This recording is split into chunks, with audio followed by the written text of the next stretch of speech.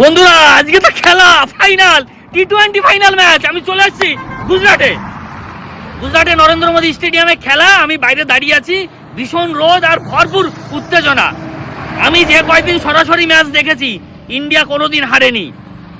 আর final match টি-20 বা বিশ্বকাপের কোনো ম্যাচ এই স্টেডিয়ামে, নরেন্দ্র মোদী স্টেডিয়ামে ভারত জেতেনি।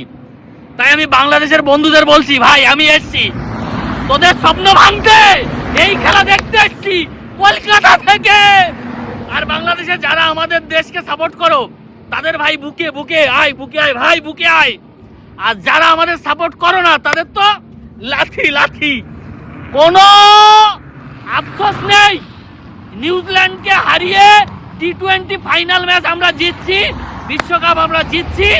আর বাজি আমি ফাটাচ্ছি, বাজি যেন পড়বে পুরো বাংলাদেশে আর পাকিস্তানের জায়গা মতন।